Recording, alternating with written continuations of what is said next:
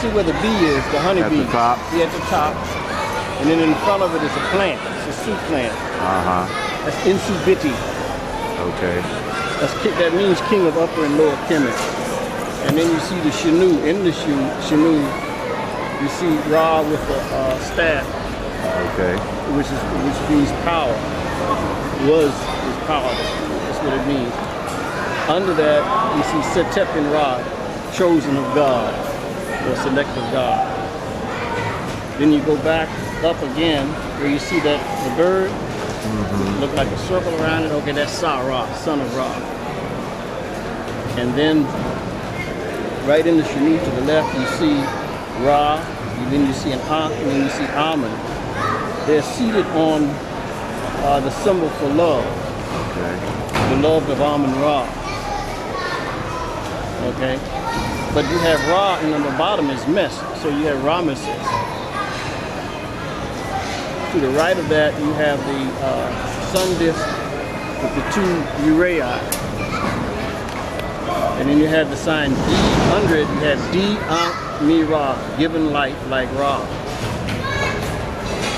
All the way over on the other side of that soup plant, you have the snake, and then you have another sign for Medu, which means words spoken in a reed leaf, and in the end, words spoken by, and under that, the chair Aset, the Greeks mistakenly called Isis. And then again, you see Nebet, Mer, Denut, beloved mistress.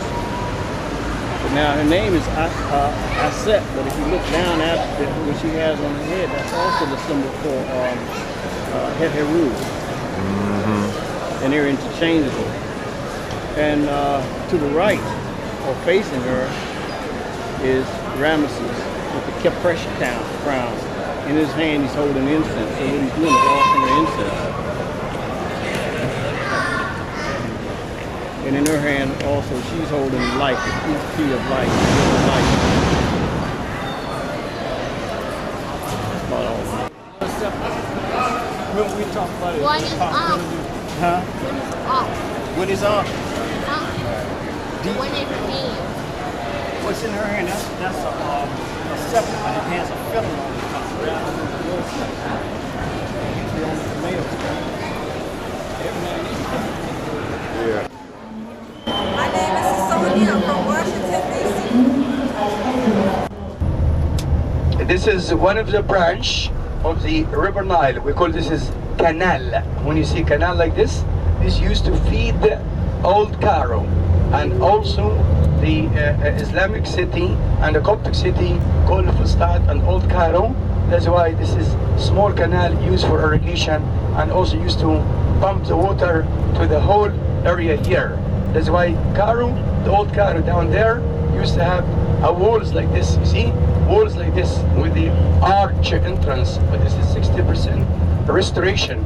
You know, wall like this and arches, and underneath there's looks like a tunnel for pumping the water to the whole city. And you know, you couldn't say Islamic country, you couldn't say Christians country, you couldn't say Coptic country, you couldn't say Pharaonics, you couldn't say, I mean, it's like a pyramid. You know, this is why we call mother of civilization. Each one pyramid has a new addition. But the first, no doubt, that was the capital of Egypt was On, or Un. This is where Heliopolis today. They call it New Cairo, about 20 miles far away from here.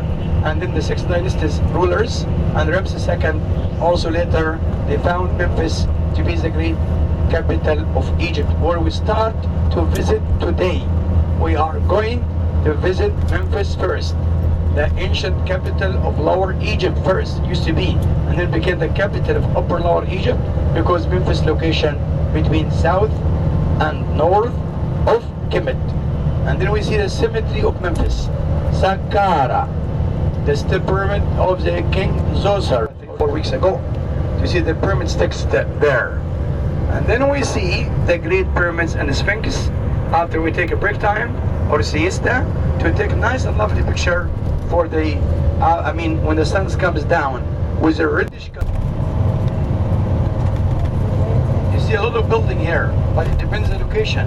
For example, somebody asked me, how much costs a flat here?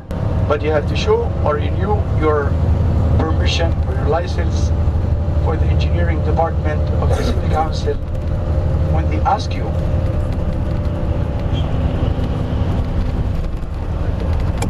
You're lucky today, not heavy traffic, not many cars. And this road really is important.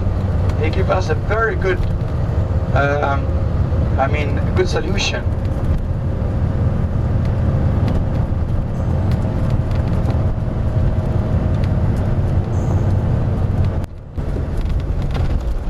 We are in the southwest of Cairo. We came from the east, I mean, yesterday, but we live other side of the Nile, as the area called Giza. Giza is the state here. You like, I mean, New York and New Jersey.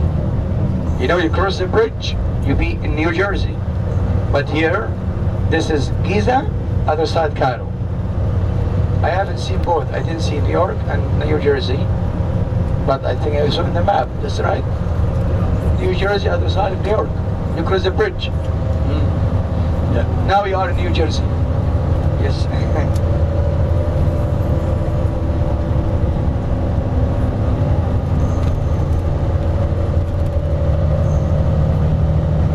The growing up here, coal canal for irrigation also here. We're using irrigation, no rains. Somebody asked me, which season you have rains? No rains at all. The weather is very dry. This is, we call it Egyptian Arizona. Yes, similar, the weather. In summer, June, July, August is hot and dry. In winter, and the eucalyptus, acacia, bananas, as you see now.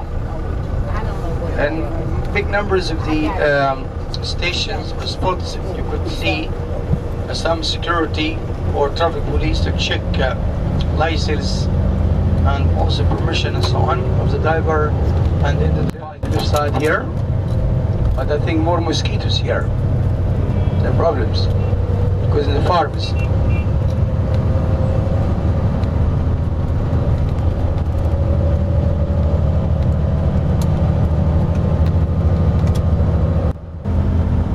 They wrap their body by big sheet, white or black, but they prefer in the south black color. As we see big numbers of ladies wearing long and black clothes. It seems to you are very hot, but they use it. You cannot change the customs. Nobody could change it. If you change it, it would be illegal, would be something I think different, and not nice at all for them. That's the way we keep our customs. Not too much difference.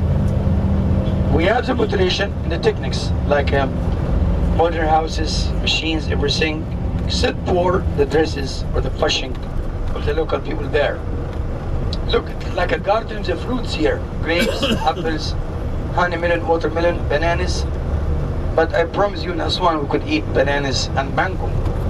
Or Luxor, fresh and very delicious. And you love the watermelon too. This is water buffalo, you see here, 3. And look, the young lady going to take care of her water buffalo because she gets milk early in the morning and in the evening, twice a day. And she sell cheese, and they sell the milk sometimes, and they sell the fields, the young water buffalo, 1 kilogram of water buffalo, they have cow. They don't have any more camel because they are using tractors, they are using machines now, and no camels anymore. But they used to have camels, each farmer's family, to carry the fertilizer and the stuff from the farms to the,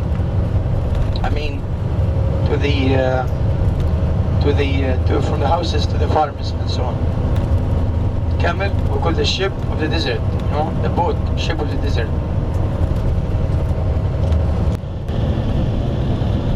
We don't have to be in Arabic, that's why sometimes you listen to me when I say ship or like boat, you know, but ship like people, you know.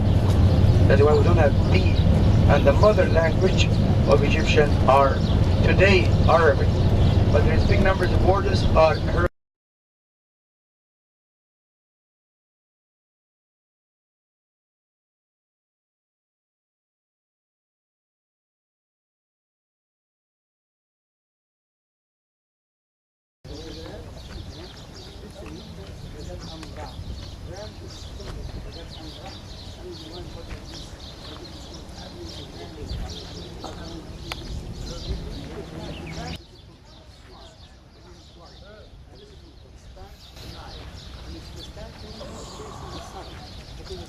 Naturally, they were very hard religious people. Otherwise, you could not see temple or something. When Egyptian empire, ruler were very powerful, nobody could come to here.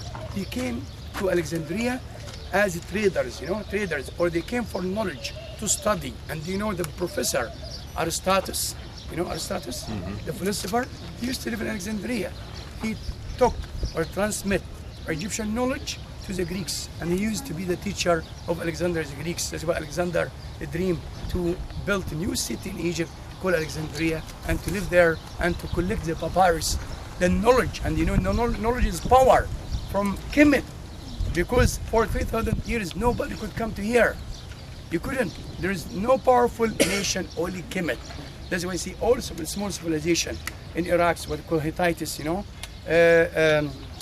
Babylonian, Hittite, also the Tadmoran, Phoenician countries, Greeks, Romans, all of them took the information and the knowledge from Egypt, but giving Greeks and Romans names.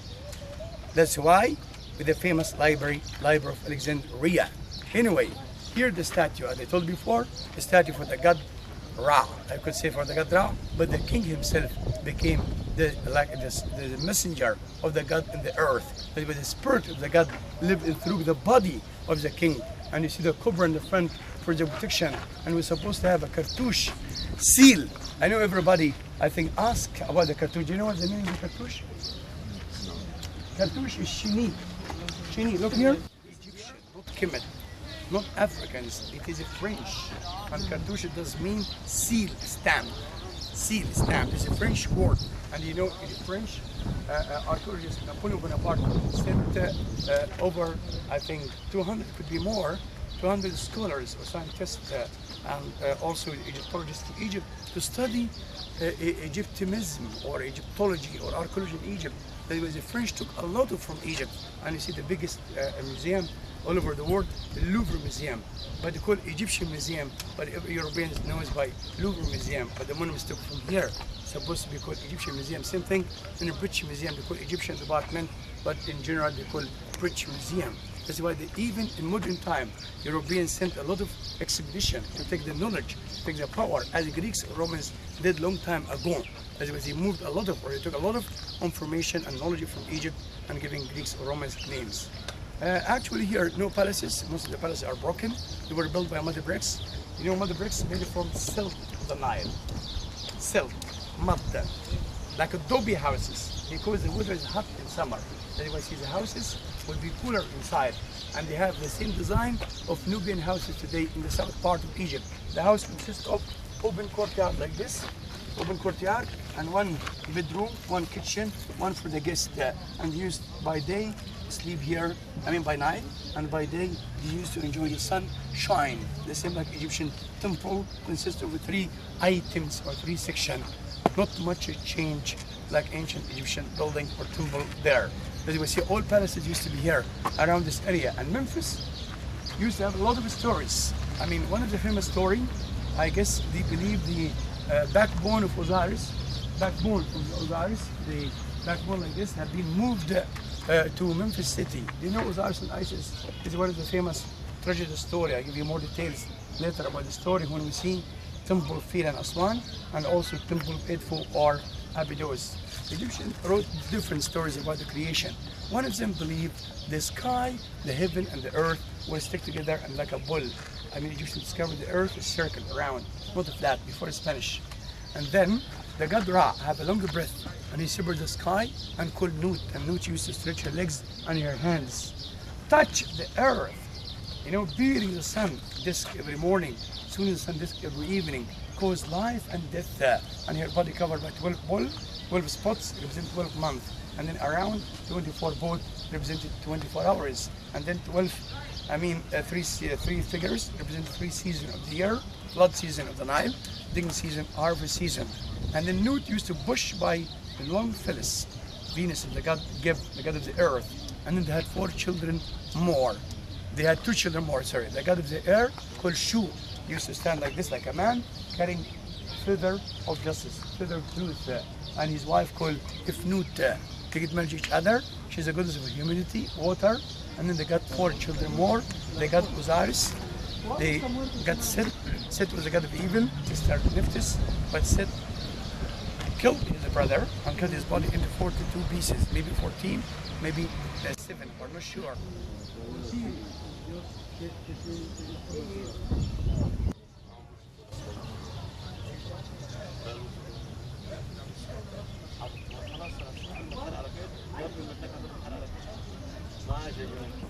In the museum over there, I show you about it soon. Keep your energy for the next statue. We'll love it, you like it, maybe you take it with you. You try it. It's important and fasted and discovered a lot of mummies of cats. In Delta, over 300 mummies discovered there. We mummified cats in farming. This is why you're so many percent cats with stones. These are those ones that comes to logging. Also there's some still there, an altar, which we did granite stone around there, and it's the over state. There you take the shoes, please, when you come down, there, we're going to go back to the last 16. Saqqara, the most published places in Egypt, and the most highlighted for tour today. Saqqara about 2 meters, far away from here.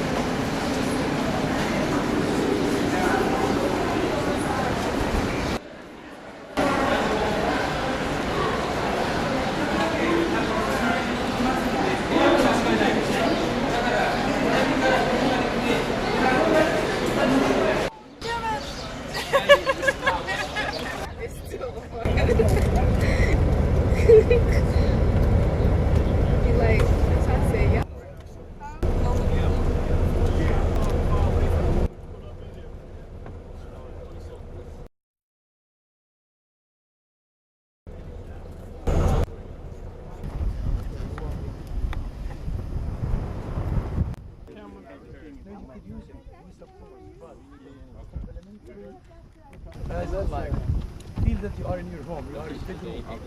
Yes. I have camera. I want camera.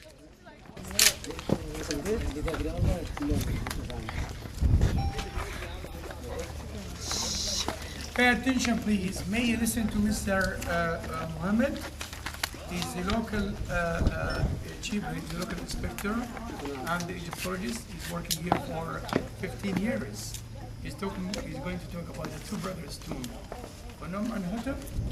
This tomb for Ankh and Non-Existent. This tomb discovered in 1965. The scene you will see inside, daily life scene, hunting scene, fishing scene.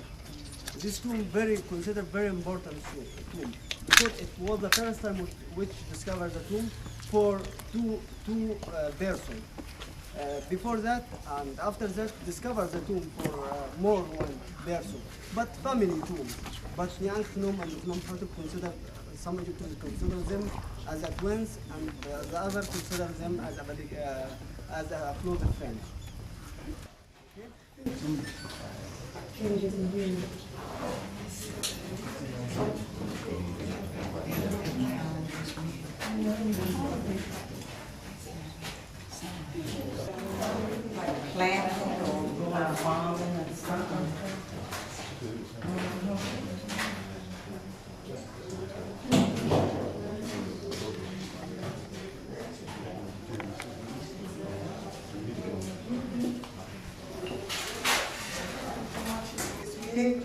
Offering the dead man gave to the god Betah, gave to the god Anubis. Anubis the god of mummification. Okay?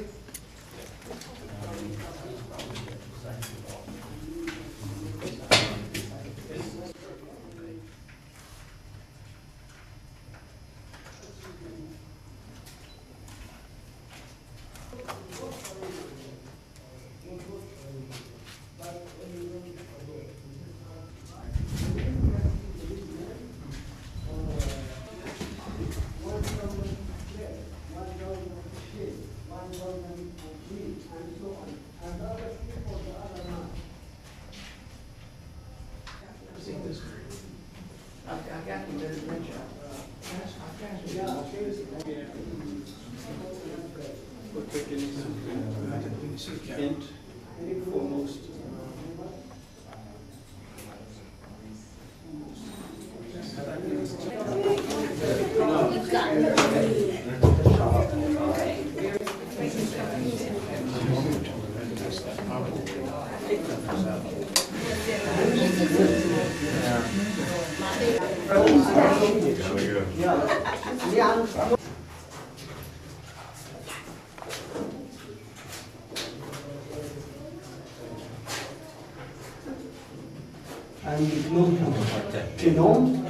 And okay. This is Breast, but beside the high breast or abizir, considered as a medicare and the medicare. Anybody was where is he buried? what? Where is he buried? Where is this? Fifth, yeah. Yeah, where is this?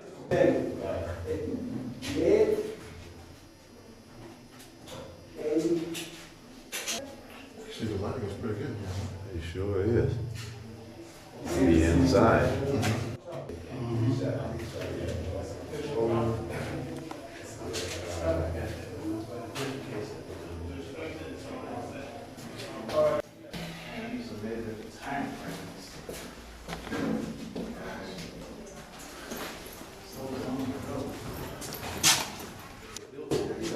And all this sand. No, good.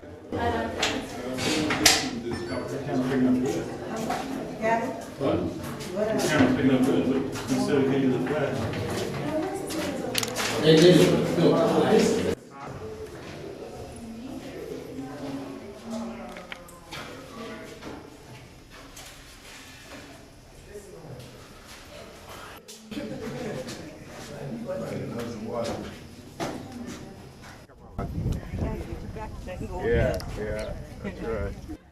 No joke. Spanish? Yeah. Thanks, Be careful, please. And then I'll...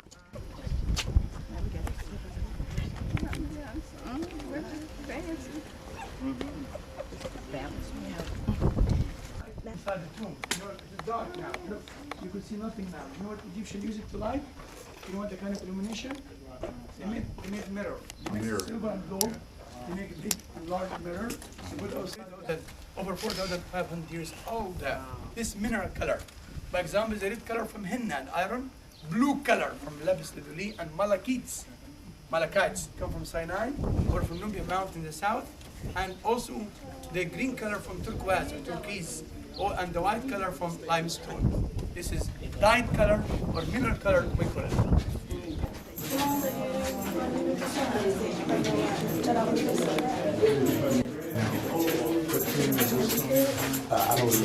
The butcher.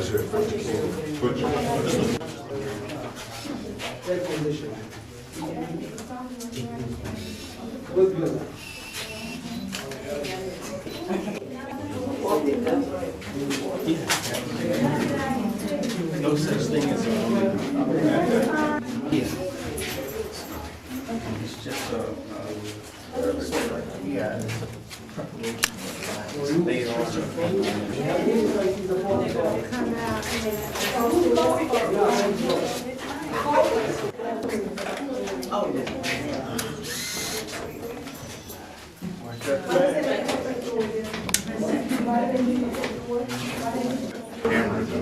That's how the spirit come into the world and leave it up here.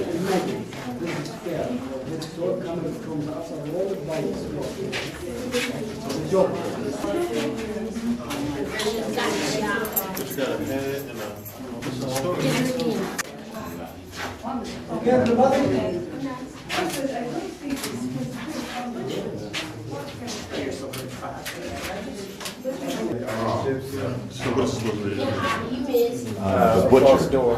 Oh, this is the false door? Yeah. It's pretty well lit in here.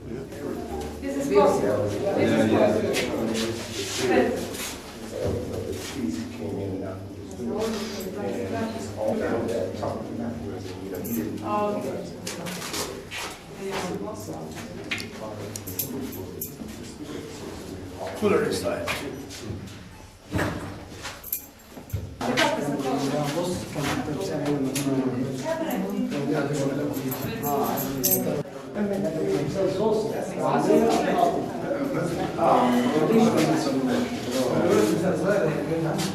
مش عارف بس هو كل اللي عارف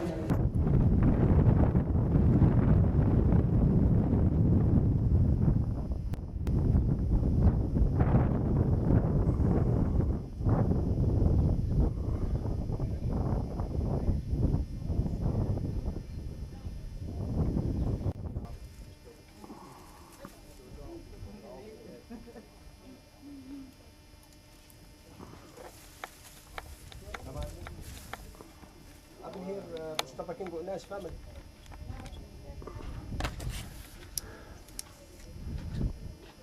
I've been here. I've been. Monsieur. Salut là.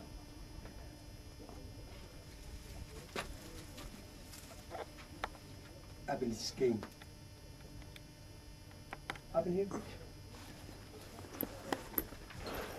Skiing got nice statue.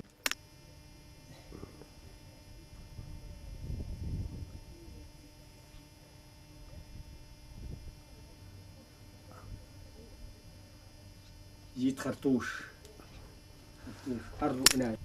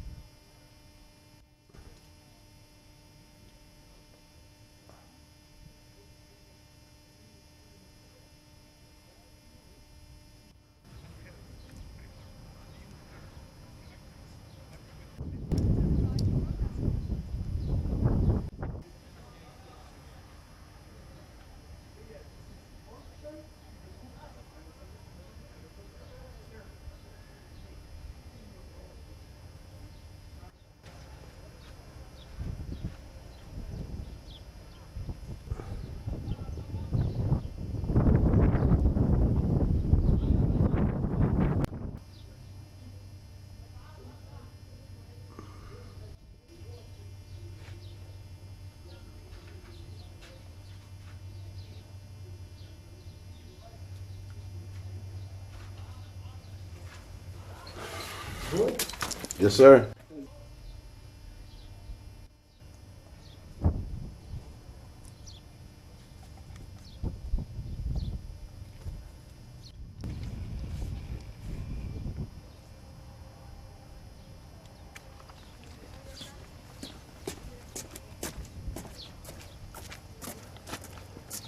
Did you say in foot was described by Kuna?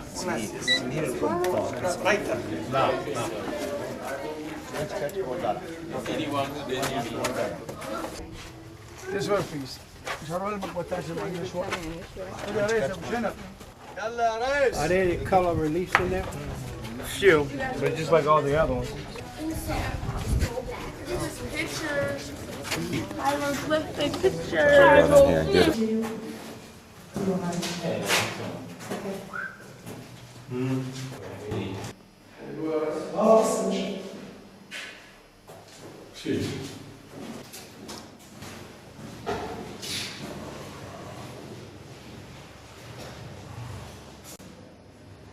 One of those calories. No. Hold up. Give him 3 pounds for one of those calories. Martyrs of love, labors of love. This is actually this shop or this well. This is for, could be for the bar. You know, we have 5.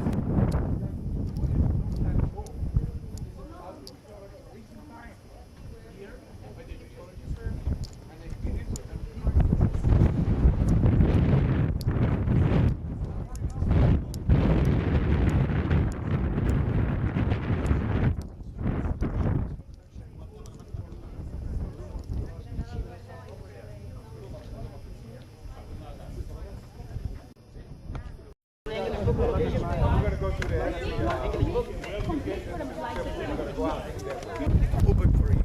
It's very important. And if you make little sounds, you feel that the whole world around you, you could have different feeling, different impression. A lot of energy inside. Anyway, this place is very good for people who want to make meditation, healing, something like that. This is the best because this is the center of the whole world. That's why you see there's 2 here, 2 half circles, one next to each other. If you put together, it means it's the earth. It means the earth is circle. The earth round. The earth not flat. That's why it's a location.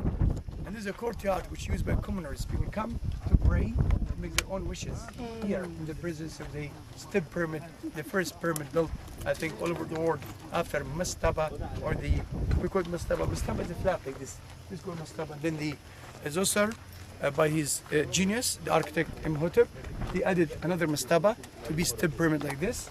That's why you see here there is some wooden pieces broken. You see wooden pieces there. This is when it was restored about 200, 300 years ago. But the pyramid have many entrances. One opened by the Khalifa, the Muslims rulers, to discover the secret because everybody had like diagnosis, prophecies, prophecies. This is a lot of gold, a lot of secret in the pyramid. That's why everybody tried to open the pyramid by different direction, not by the main entrance actually, because this was covered by sands and rubble and dirt. It was like a sand dunes all together. The sand is still up there. But then we discovered a very wonderful statue by on the other side for the King Zoser. There is a copy now we are going to visit through Knaus, but the original in Cairo Museum. I'll show you about it tomorrow. The statue of the King Zoser or Zoser. This is called Hipsit, the back of the building. What does mean Hipsit? Hipsit, when you get 32 years old. When you get 32 years old, you have to run fast like this to renew your age. And you have to hold a bull, oxen, and you turn upside down. It means you come back young again. Shall we do it together? You say you gotta turn what in Yes, you run. You run, Paul, Run very fast and hold it from the tail and turn upside down. If you can do that, you come back again. This is do sacrificing. That's why there's 2 houses inside, one for the north, one for the south. I'll give you the money to buy the bull for you, the cow. Give me the money, yeah? Okay, shall we see the statue there? $1.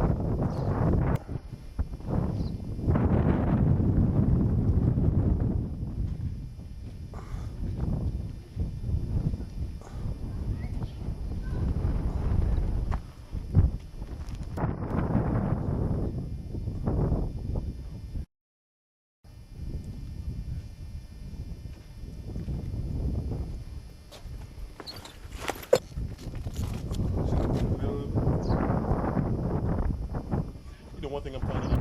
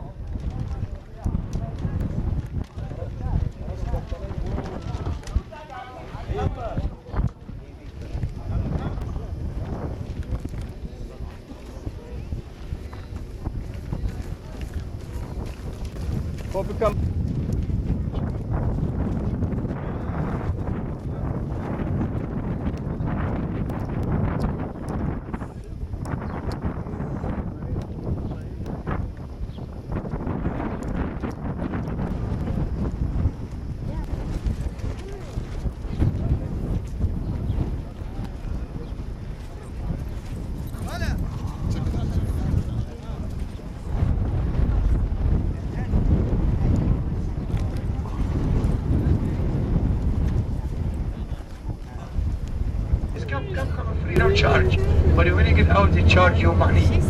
You should be careful for riding camels or for listening to them. They said also they give you $10-15. They give you $15-20. I mean, but they put sometimes double paper. Instead of $10 it will be 20. When you account, you find later 10. But yes, Annie Babars, we stopped by Annie. And the way back, we stopped by Annie Babars. That was my question. I don't understand. When you look at the map of Africa, right? Why is it no one to keep what if you had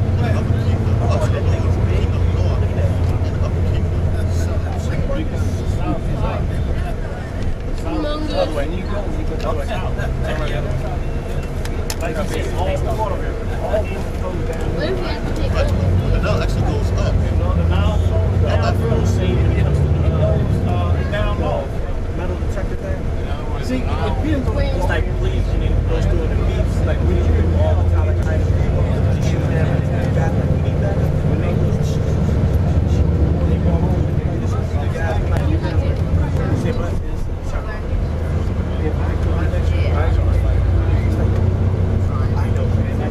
The shirt looks as soon as that, Aswan, I think, overweight. I think very good.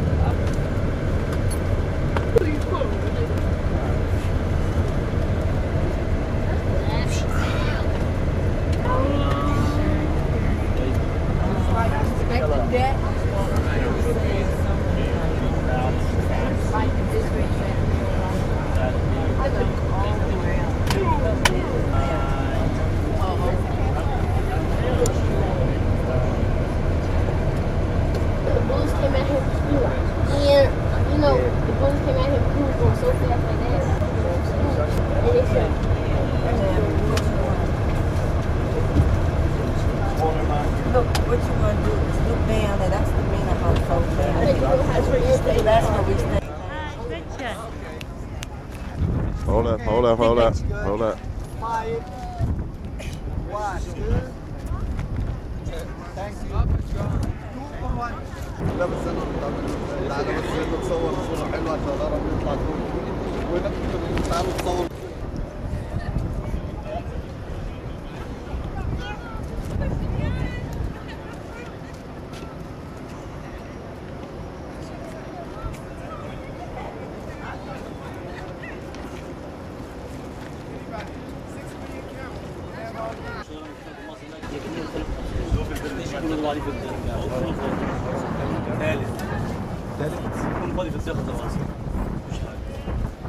يعني هو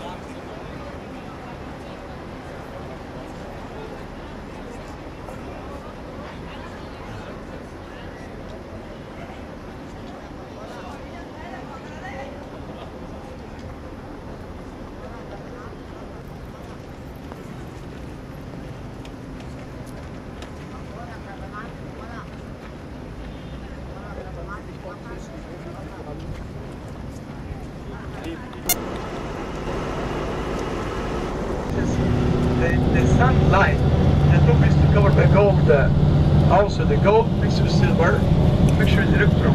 And this has the causeway down there, and then at the pole, you can see around, they cut the stones in the same place, but they get the limestone from the quarry of Hadnu, other side of the Nile.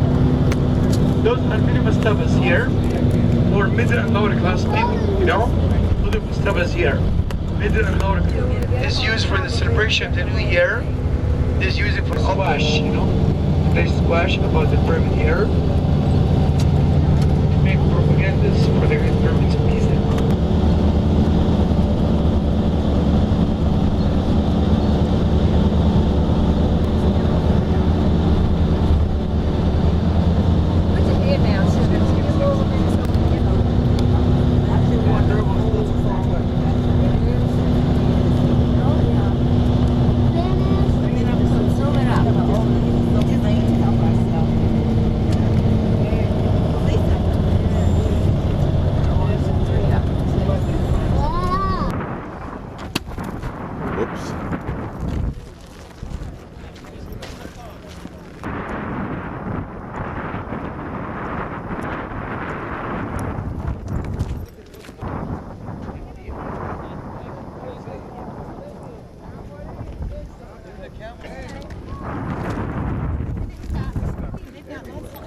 Come from where?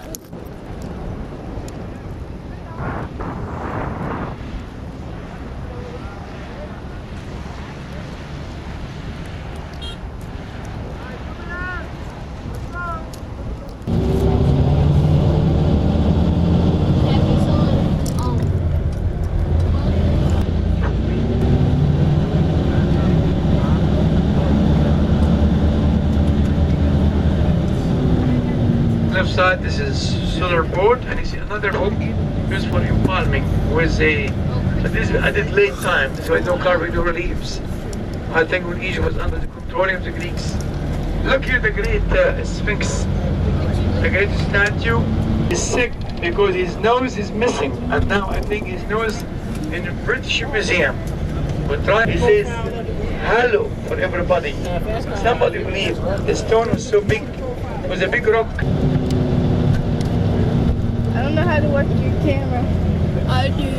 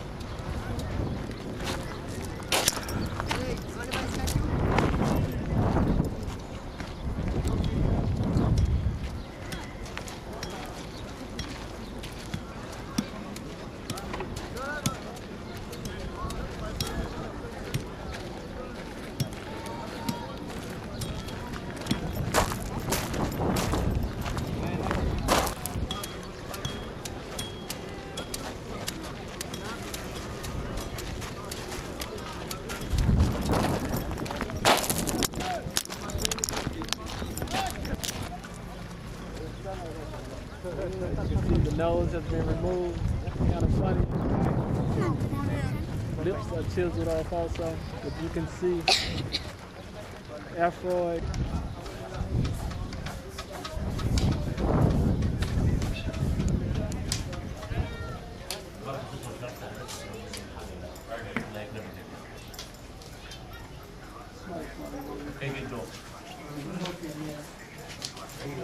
Hello?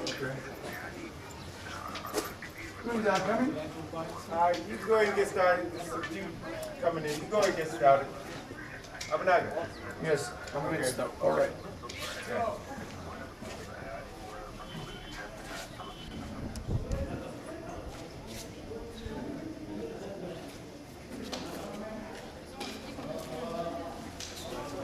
Excuse me.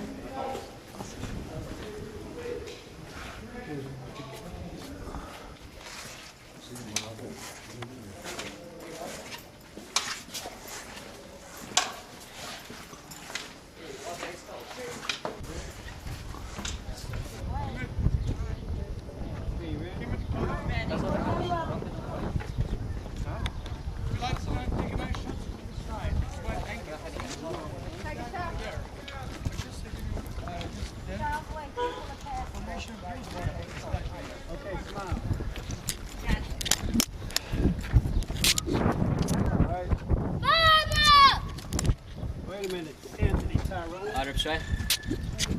Right on, Anthony Tyrone. جربتها بعد لما ما عملت؟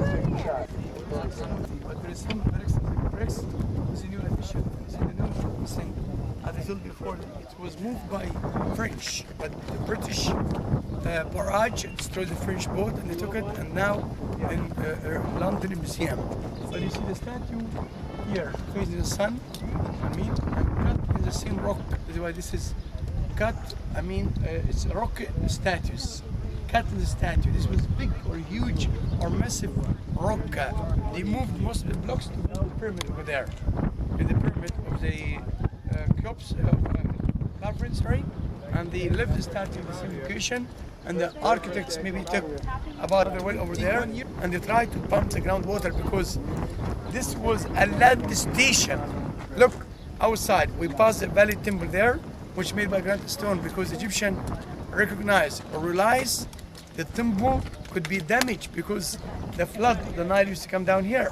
The water used to have for 3-4 meters. But since we built a high dam, we have no problems.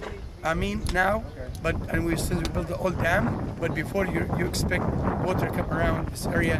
That's why you see when we built the high dam, no recirculation of the water. Make recirculation, the salt still remains same level, and the salt attacked the statue. Many expeditions they try to find solution for the groundwater, salt water. That's why they use sometimes, I mean, chemicals for restoration. Chemical,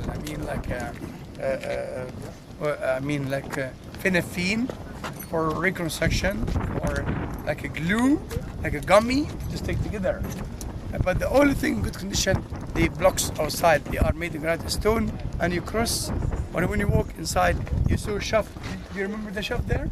Shaft, well, where the fences.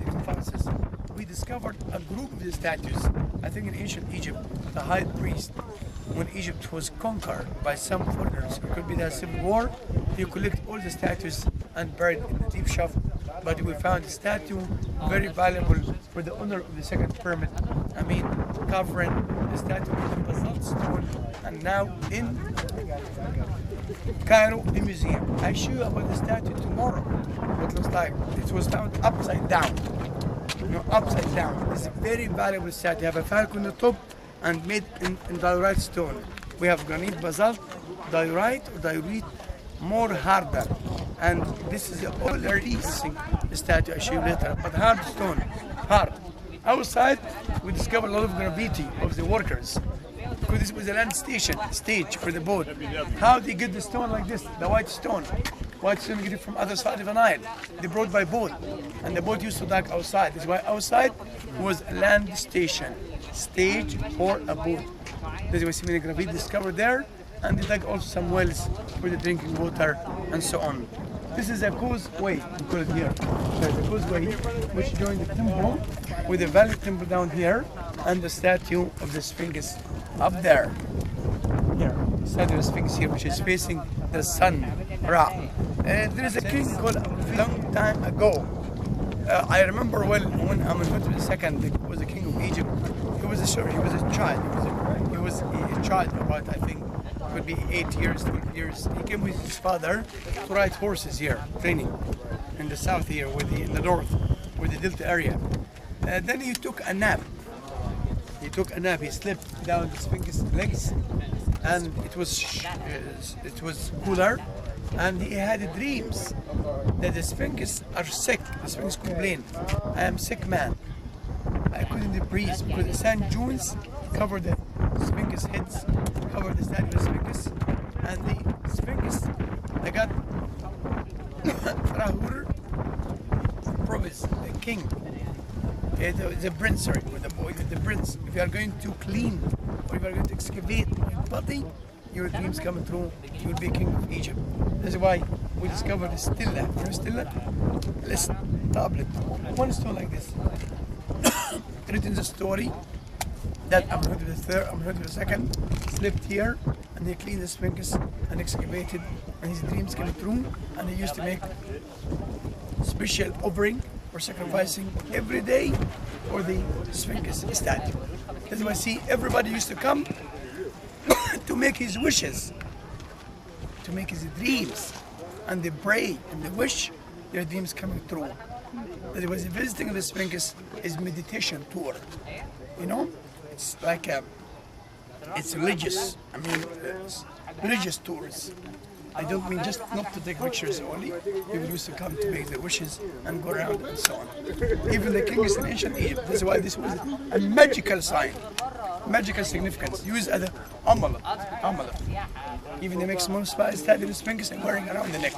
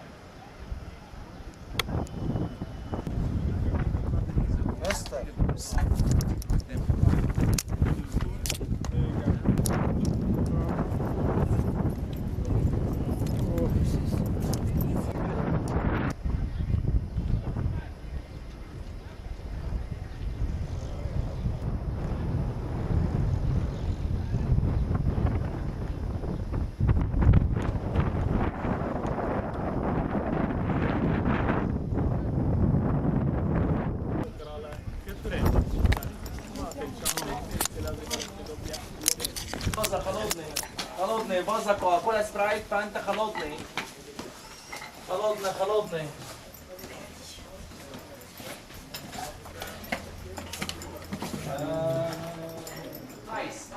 ice cold cake feta what ice cold ice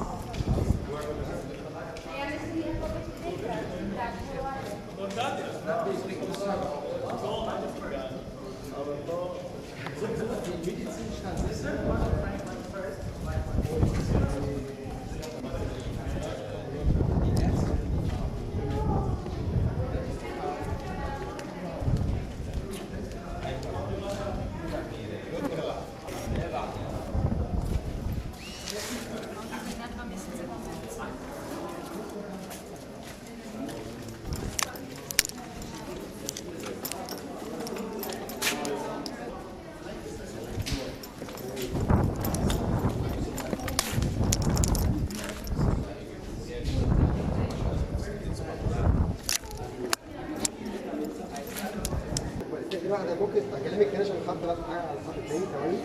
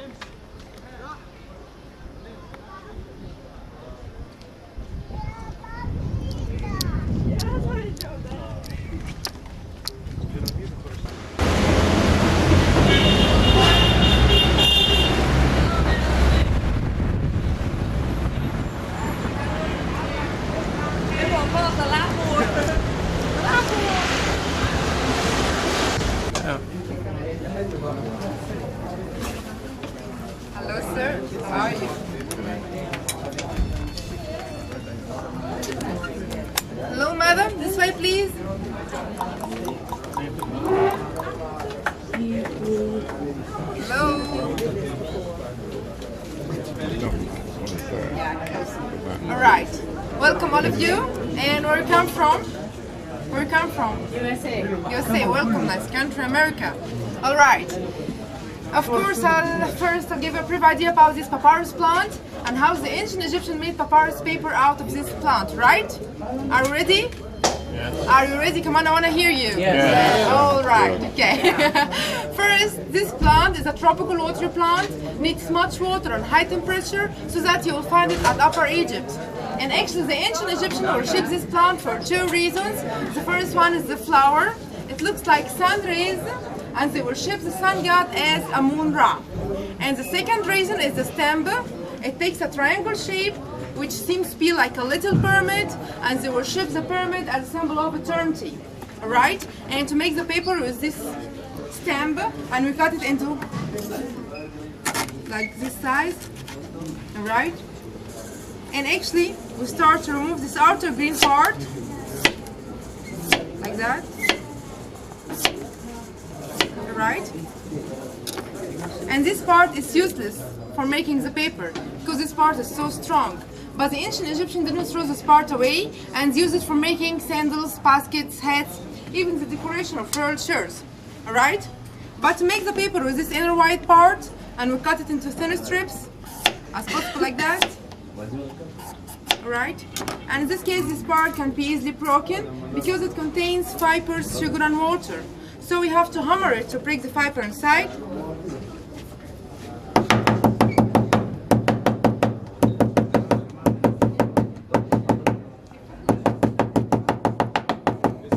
Right? And after that we roll it to get out the water. See, the water is coming out. Right? And actually, sometimes here in Egypt use this for another purpose. I used it before. Husbands. It works, huh? And after that, you can see the strips become more strong and flexible, right? And after that, you put the strips in water for 6 days to reduce sugar from 70% to 10%. And after 6 days, we'll see here the strips turn a little bit brown, okay, and become more transparent. Okay, and the most important part, we put the strips between two materials of cotton, horizontal and vertical arrangement. عايزة ورقة يا جماعة لو سمحتوا، ورقة كويسة كده ها؟ And must be overlapped like that and like that. Okay, and after we complete the whole sheet, okay, all of you. Alright, we cover it and we put it under the hand press machine for another 6 days. Thank you. This machine, and of course in ancient times they didn't have this machine, so they used 2 heavy stones like the pyramid stones above and below. Okay, and sometimes 2 fat women. Okay, so after 6 days under the press, we'll get the papyrus paper. Strong and so smooth and flexible too. We can roll it. Right, come on, all of you see it, touch it. Okay, and now I'll tell you the difference between the original paper and the false one. The original paper, if you expose it to the light, will see horizontal and vertical arrangement clearly and very small brown spots. And actually these spots helping to absorb any kinds of colors. But the false one is made from banana leaves or sugar canes, so it's not flexible at all and it's so cheaper than this original paper. And also the original one is freehand made, freehand printed, so that you will see the signature of the artist down each one. Like here M.A. Muhammad Ali, he is the most professional one doing such big things. But the false one is stamped or printed.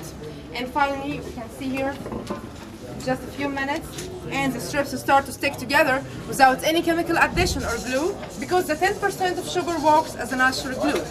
Right? That's about the paper. And now, have you been in the Egyptian Museum? Did you visit the Egyptian Museum? Not yet. Tomorrow, right? Okay. Tomorrow we'll see this final judgment at the museum. And actually this final judgment is the first idea about life after this. And actually the ancient Egyptians believed that there is another life behind the sun, so they start to imagine the steps of final judgment. Beginning here, the dead person, supposed to offering some sacrifice, and the other 7 is no. This means that there is no church anymore, and he will go to hell. And here's Anubis, the god Osiris, the god of paradise. And Osiris asks this person some question about his first life, and Aquarius, his wife Isis, the goddess of love, and beside her, her sister Nephthys, the goddess of magic. And under his feet, and that's the whole story in hieroglyphs. So, do you get it? Alright, you have another one, Egypt, 6 together, simplification between Upper and Lower Egypt. And also, you can see here's the first one and the last one. Oh, yes. Would you like to work here, honey? No. Why? Babe? Alright. Exercise the cartouche. That's why they consider this design as a holy design. Alright, and we have here the lotus. No photo, please. Hello. Oh, okay.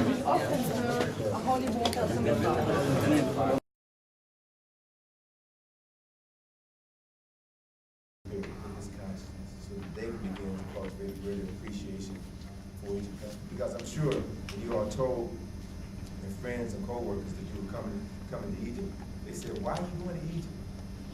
Why aren't you going to France or to England or Jamaica? What's to see in Egypt? Right? Most of our folk don't know. Right? And so we serve as ambassadors. Specifically, we serve as ambassadors for our ancestors. Because you're the ones who decided to save that $3,000+ to come on this trip, to gain the knowledge, and to take your knowledge back home. And I feel very, very personally that your doing this is more than just a conscious decision that was made on your part. It's a spiritual decision.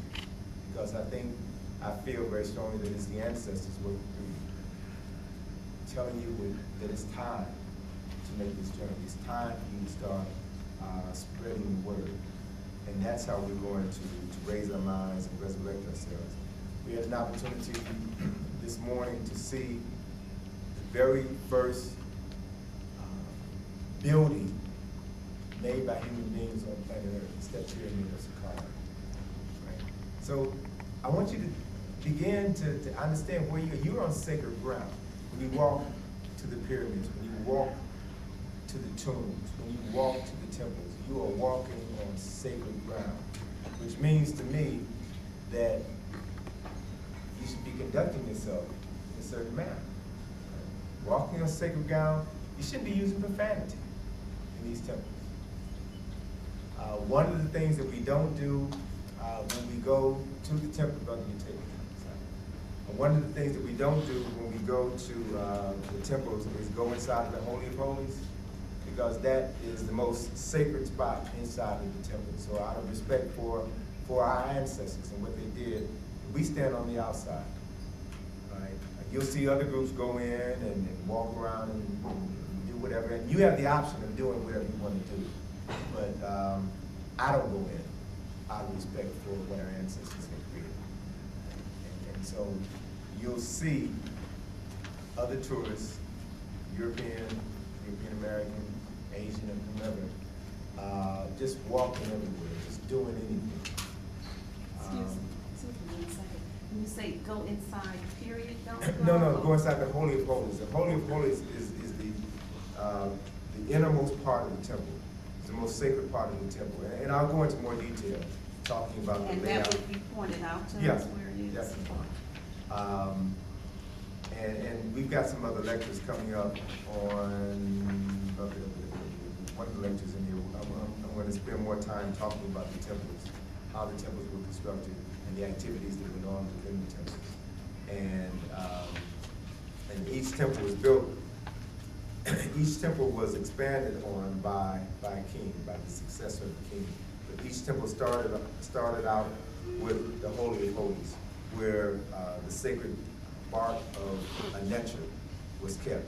Each temple was oriented to a specific netcher. And according to their orientation, there were either celestial bodies that were associated with that specific netcher. And so this temple was oriented to that celestial body. And if you understand that everything within the universe is constantly moving and shifting, so after approximately 1,200 years, that temple is out of orientation.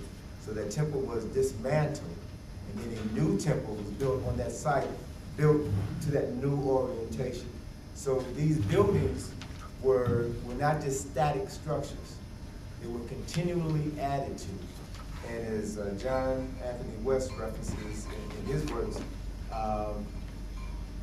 when a temple was being dismantled and a new temple was being constructed on the site, the stone from the old temple, that's mineral water, so it should be safe. The stone from the old temple was placed into the foundation for the new temple and viewed symbolically as the seed from which this new temple will grow.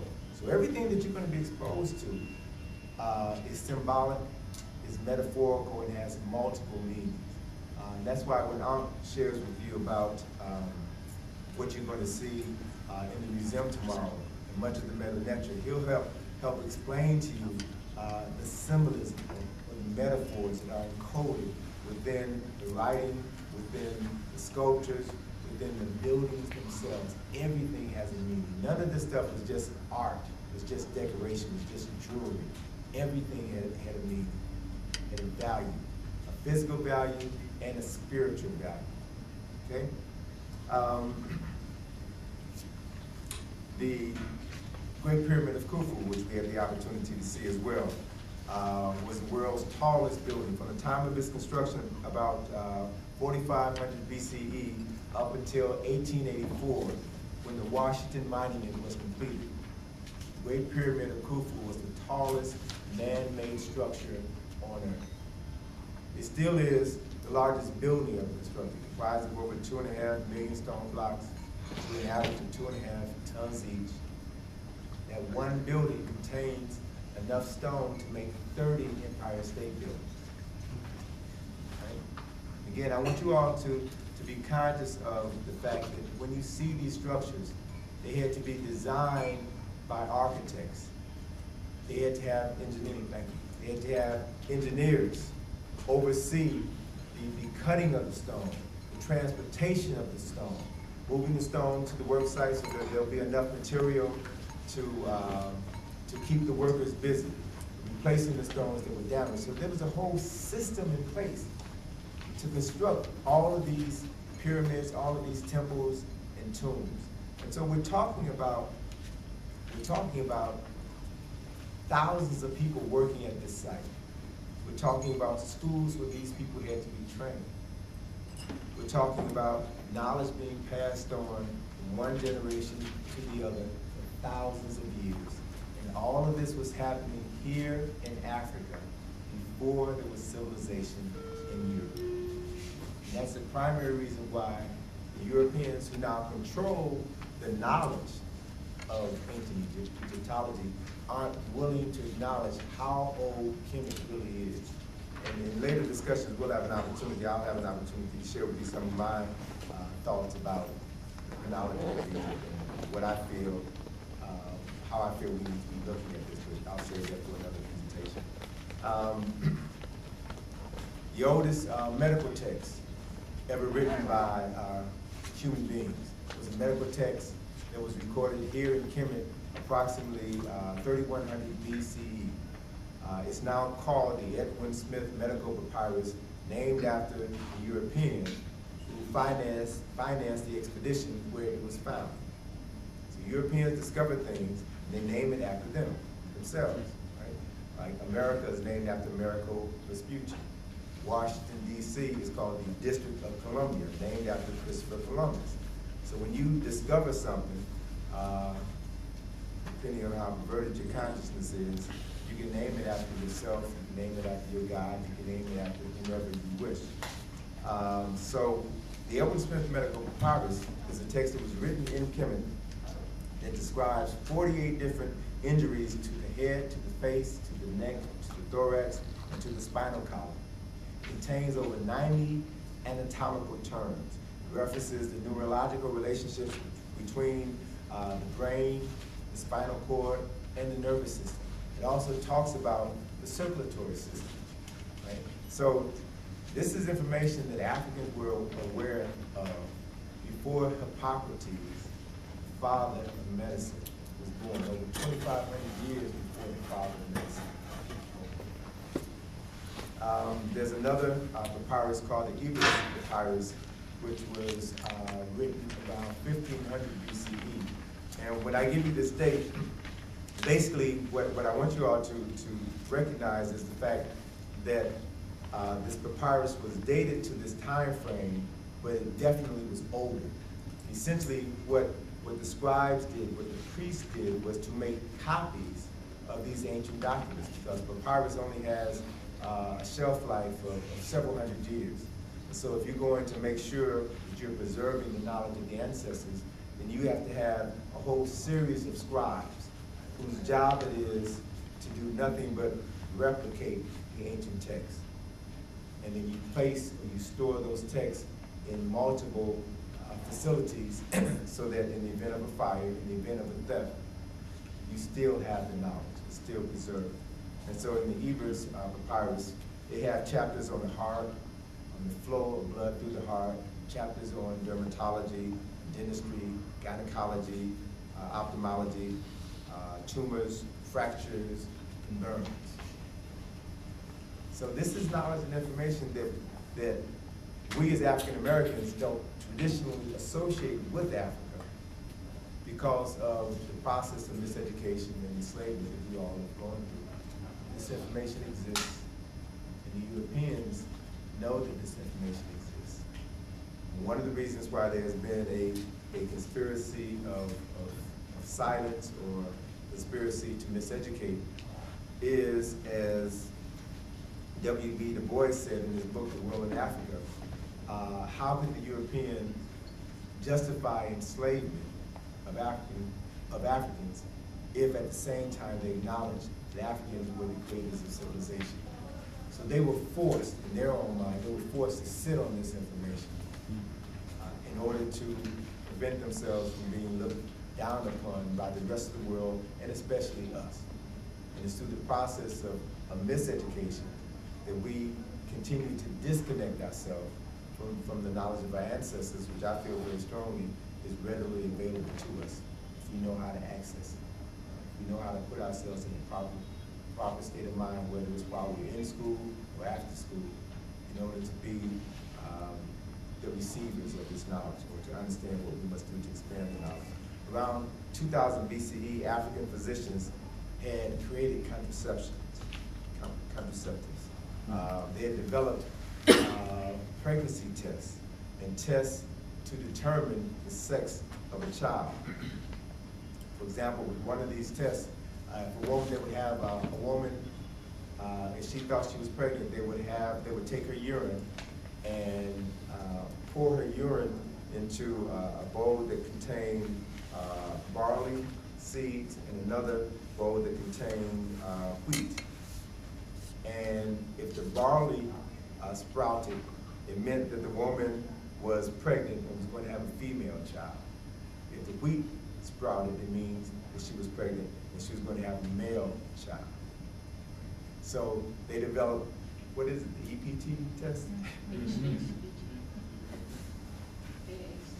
Okay, so they developed these tests thousands of years before the Europeans introduced them in the early 1900s, because the urine pregnancy test was invented in 1926, and the test to determine the sex of a unborn child was discovered in 1933. This is information that has been lost and rediscovered. So when someone talks about discovering something, essentially all they're doing is uncovering something that previously existed. And then whether or not they acknowledge the originators of this information is really going to be determined by the mindset of the spirituality, the heart of the so-called discoverer. Abu Naga was sharing with me today about Zahi Hawass, who is a man who controls the Giza Plateau. And on many of the specials, be it on National Geographic or Discovery Channel, he's always the face that you see talking about the pyramids. And we have to realize Zahi Hawass is a gatekeeper, right? Many of the temples and monuments here are indirectly controlled by universities in America, France, Germany, and England, because they give millions and millions of dollars to the universities here to help train the students. They schedule annual field studies here. They're the ones who are paying for much of the restorations, much of the diggings that go on. So it's these teams that make the discovery, and because of the fact that in the late 1800s and early 1900s, the Egyptian government decided that they were no longer going to give Europeans carte blanche to take out of the country those things that they discovered. But it was almost too little too late, because if you go to the British Museum has one of the greatest collections of Egyptological artifacts on earth. The German museum, Berlin Museum, is maybe second, the Louvre maybe third. And it's interesting to note that, and I'll point this out to you tomorrow as well when we get to the Cairo Museum. In a corner off of the main corridor in the Cairo Museum, and I think last year when I saw it, it was unlabeled. There is a copy of the beard and the uraeus of Kyrobak. The uraeus is the cobra that sits at the forehead of the crown. There's a copy of the beard and the uraeus in the Cairo Museum. And when I inquired with the librarian at the Cairo Museum, how is it that they have the copy? And where's the original? He shared with me that the original is in the British Museum. If you go to the British Museum on the first floor, you'll see on display that portion of the beard of Kyrobak. You'll see on display the uraeus of that statue. And what the British did was to make a copy of the original, and they sent the copy to the Cairo Museum. And they have been, the Egyptian Museum, Cairo Museum, has been for dozens of years requesting that the British Museum return the artifacts that were stolen from this country. But the British have refused to do so, acknowledging a law, a British law, that says it's illegal for them to return any of the artifacts that they stole. Okay. So you'll find copies of some of the original artifacts here in the Cairo Museum, but you also see originals of other artifacts that were preserved after Egypt passed a law forbidding foreigners from taking their history and their culture out of the country. You're going to have an opportunity to see, and you did see today in one of the tombs, I think it was the tomb of the butchers, you saw images of boats, of ships. The people of Kemet were the first people that we know of to develop ships, huge ships to transport stone, to transport people, to transport animals, ships with masts, rudders. So there was a whole industry created around shipbuilding, maintaining the ships, training the people to pilot the ships. As a matter of fact, one of the oldest boats ever discovered was a boat that was 4,200 years old. Near several years ago, about maybe 3 or 4 years ago, in Abydos, which we'll have an opportunity to go to. They just, year before last, just opened up Abydos for tourists to go to and visit again. So when we're in Luxor, we'll have an opportunity to make a day trip to Abydos. And they just recently found in Abydos ships that were buried in the sand. Ships that were supposedly used as the solar bark to carry the soul of the king across the sky into the other world. These were described as the oldest boats ever found. A fleet of ships buried in the sand, dozens of miles from the river. So how they got there, who put them there, they don't know. They continue to make discoveries or rediscoveries about ancient Kemet. It's been said that in Luxor, 80% of the treasures of Egypt are in Luxor. We're going to see some of the grandest temples ever built, Temple of Karnak, Temple of Luxor. You're going to see the tombs, Valley of the Kings, Valley of the Queens, Valley of the Nobles. They have a wonderful museum there. The museum is not on our official schedule, but because of the fact we have a free day, I would suggest that maybe on that free day we go to the museum. It's a small, but well-lit museum. The objects are wonderfully displayed in contrast to the Cairo Museum. The Cairo Museum is an old museum, and there is no real order to the placement of artifacts in the museum. Many of the artifacts that are there are inappropriately labeled. Some are intentionally mislabeled, and Dr. Rob will share with you the labeling of the papyrus of Mahefre. But there's so much in the Cairo Museum that you have to see, you have to photograph. As I mentioned to you on the bus, in the Cairo Museum, the lighting is poor, which means that you have to use high-speed film in order for your shots to come out. 400 may be okay, 800 or above is better. You cannot use a flash. You're going to have to purchase a camera pass or a video pass to shoot inside of the museum.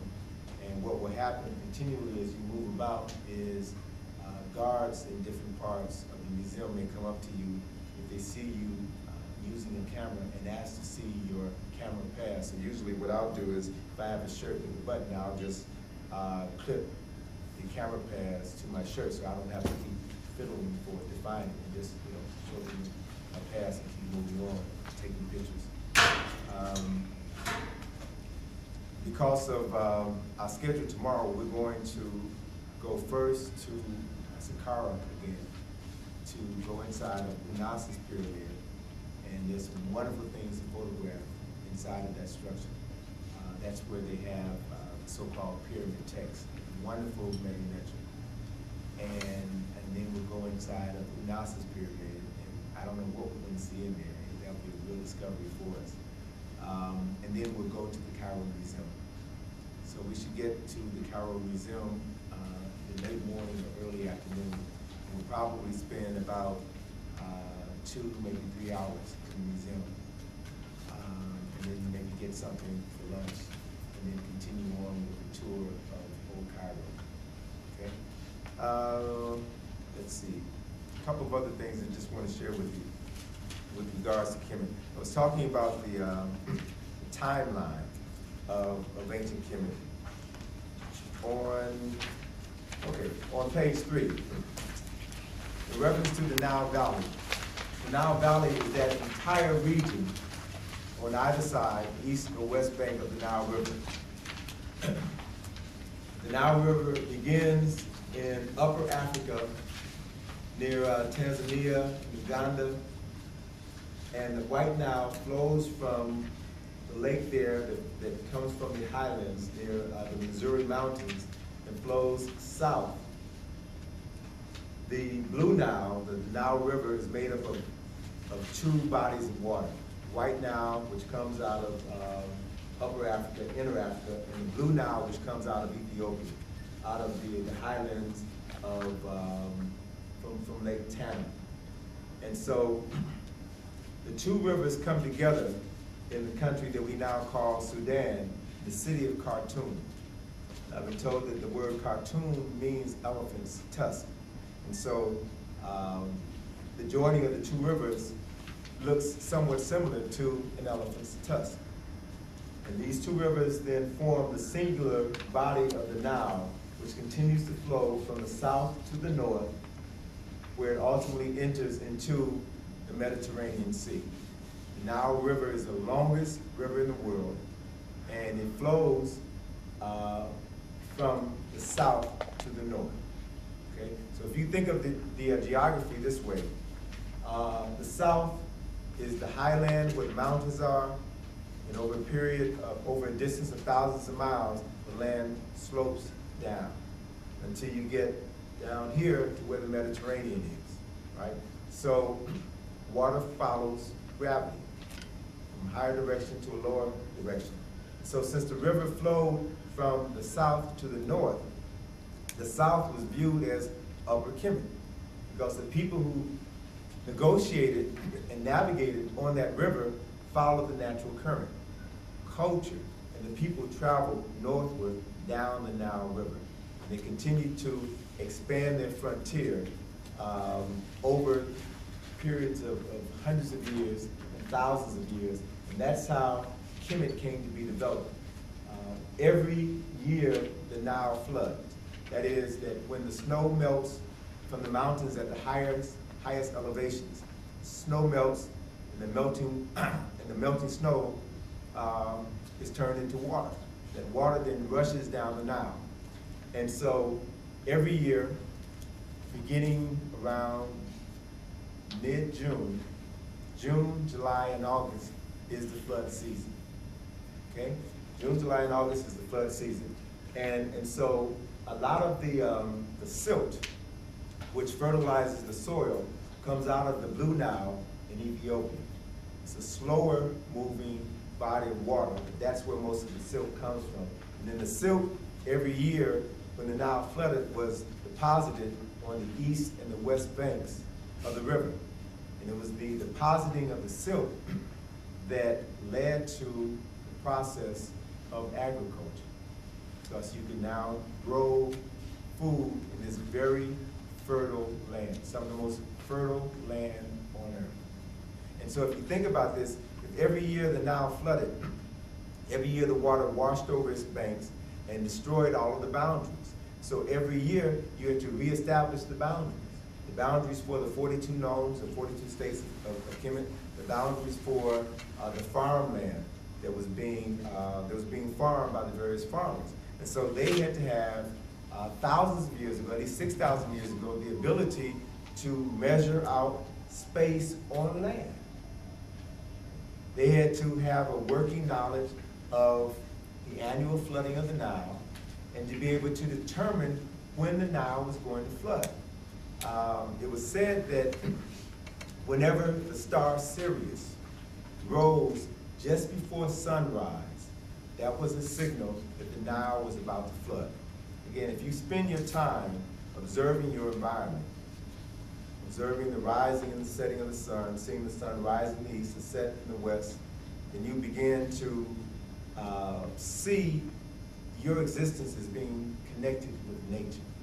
Since the sun rose in the east became associated with life.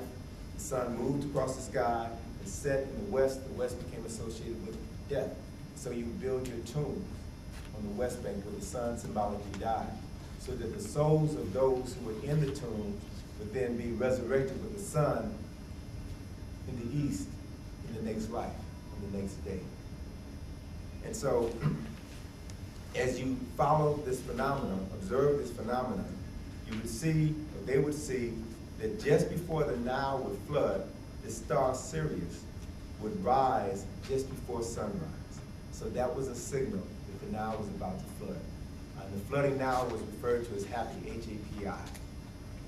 And it's probably the origin of the word happy, because if the Nile is your lifeblood, if the Nile is your source of food, your primary source of water, then to have a period every year where there's going to be an abundance of water, which also meant that there was going to be an abundance of food, then that would indeed make you happy.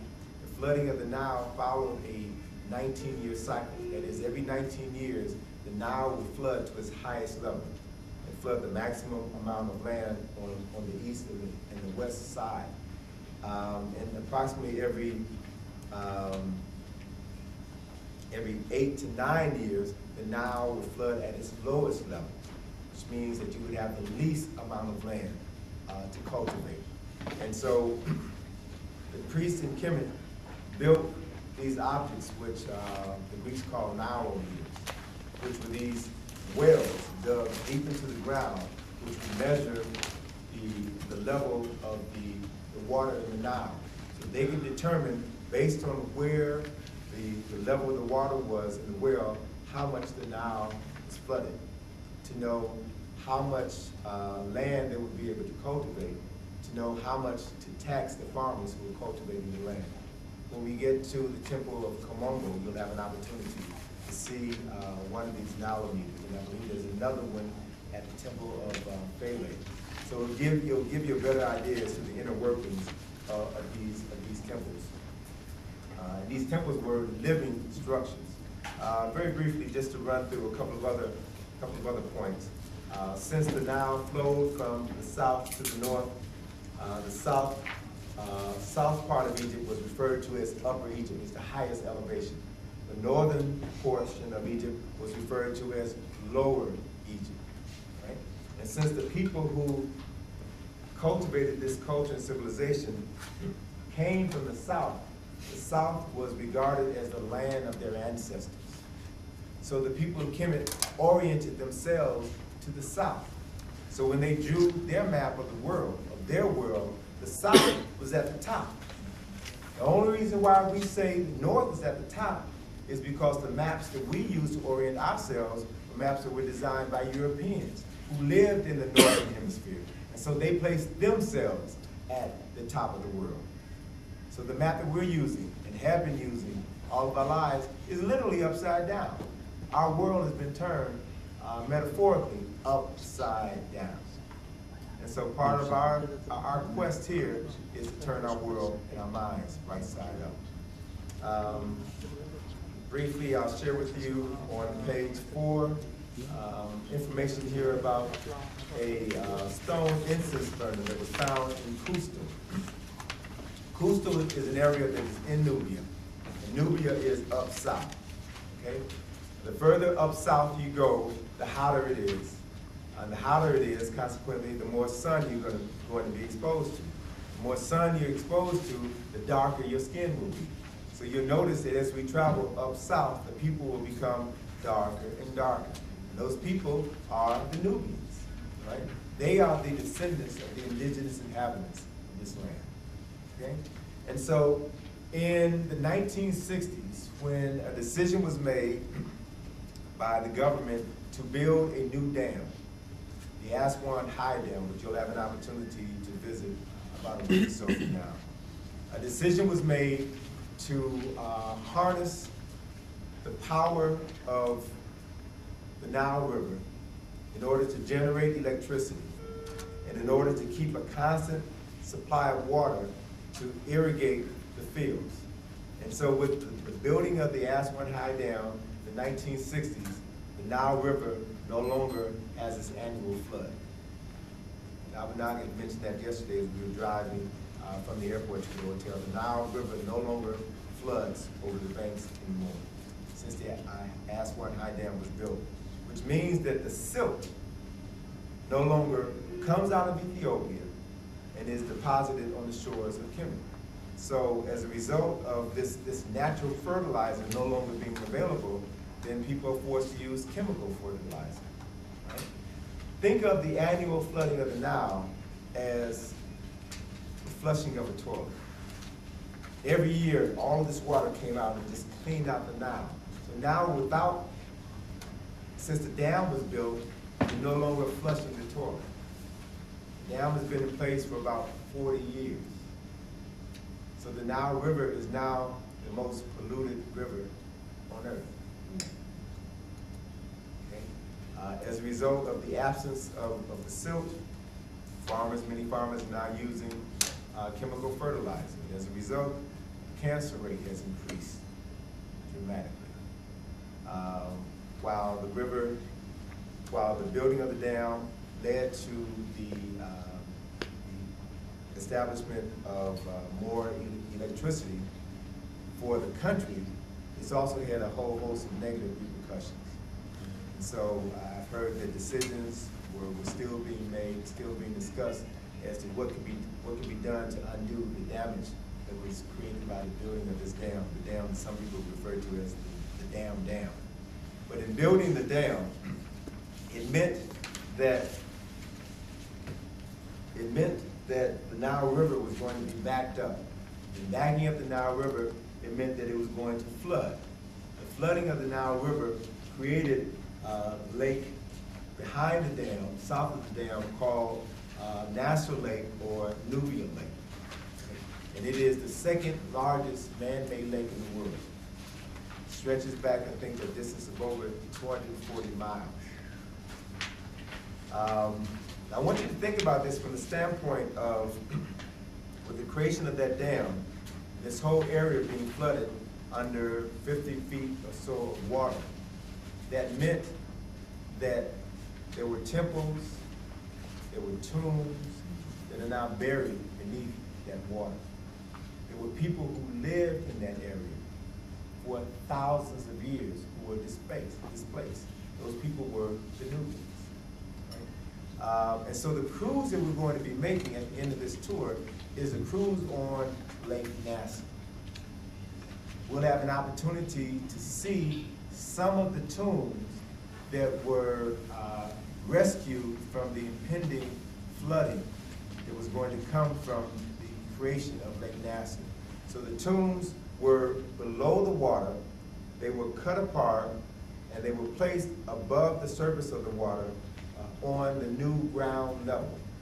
And so as we cruise south up the Nile, the ship is going to stop at some of these temples that have been restored. Other temples were given to some of the European museums that helped to finance their removal. So there's a small temple in the Brooklyn Museum, New York. There's a temple in Dendera. There's a temple in museums in France, in Germany, various parts of the world. These were given as gifts to the European nations that helped to finance the building of the Aswan High Dam. And so Abu Simbel is one of the grandest structures that was rescued from the impending flooding of the Nile River, the creation of Lake Nasser, right, or the Nubian Lake. So that structure is just incredible, and so you'll have an opportunity to really see that and enjoy that. But prior to the creation of Lake Nasser, Egyptologists knew that they had a very short window to come in and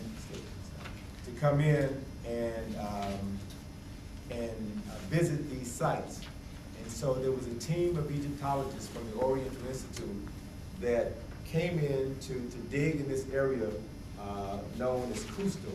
That was the site of a royal cemetery. The person who led that archaeological dig made a number of discoveries, but didn't release publicly any of his findings while he was alive. It was only after he died in a car accident that one of his associates who was working under him Bruce Williams, decided to release the information that they had had on wraps for over a decade. One of the artifacts was this stone incense burner that they found in the tomb in Cusco. And here we have a replica of that incense burner. And what this shows you is that this was created in Nubia approximately 200 years before the unification of Kemet. And what it shows you are all of the elements that became central to government in Kemet. We saw an image of Heru. We saw an image of the king wearing the crown of Upper Kemet. You see the king with his beard holding in his hand the symbol of royalty, the flail. You see a symbol of the Sarek, the palace facade. See this image here? This image is quite similar in design to the front of Saqqara. We came through Saqqara backwards because we went to the tombs first. So we walked out of this entrance. When we go back tomorrow, I'll point it out to you so that you can see that this design, the design of a palace facade, was developed in Nubia before Egypt was developed. So what this one object did was to substantiate the fact that the civilization of Nubia gave birth to the civilization of Kemet. They had already had in place concepts of Asar, Aset, and Heru, concepts of divine rulership, and the alphabet, Medi-Netra, which again confirms the fact that the people, the knowledge, came from the south, northward, down the Nile, and began to prosper the further north it went. What I also have on pages 5, 6, 7, and 8 is a timeline of ancient Kemet.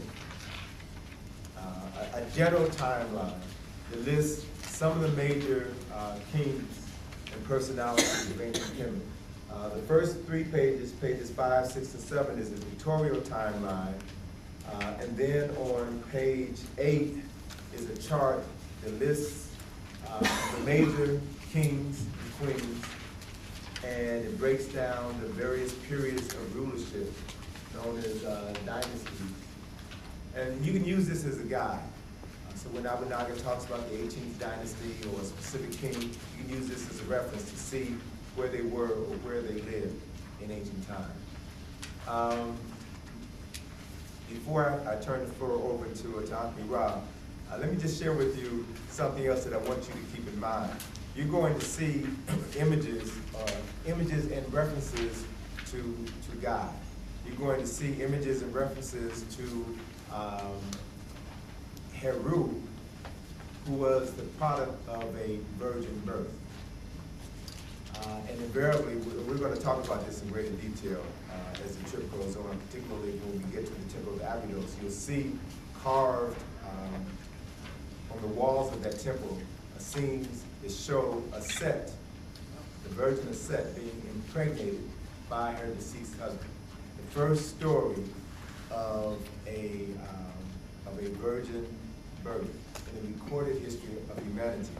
And last week when I was doing my African Senate tour of Washington, someone had asked me about, they said, well, wait a minute, this story of Heru and the virgin birth of Heru sounds like the story of Jesus.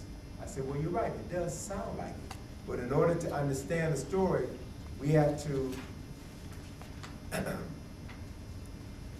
measure the story against a timeline, right? And so you can imagine timeline being the development of civilization in Kemet, and we'll use the conservative date of 3200 BCE. And this part of the room is 2100 AD, right? ACE. So if Kemet was developed here 3200 BCE, then the story of Asar, Aset, and Heru is got to be at least 1,000 years older than that. So, say conservatively speaking, 4200 BCE, Africans had already written the story of the murder of Asar, and the spirit of Asar coming and impregnating his wife, Aset, so that Asar could be reborn as his son, Heru, and continue his life's work. And I'll talk more about that day after tomorrow, about this whole philosophy about rebirth, death and rebirth. But this story was written conservatively as late as 4200 BCE. The story of the birth of Jesus didn't occur until the year 0 here. So whenever you try to process this information, look at this information in the form of a timeline. When was it developed in Kemet? And when was the story retold by Europeans? Put it on that timeline so that you can understand what you're seeing, so that you can understand where you are now, and what you need to do to get the most out of it.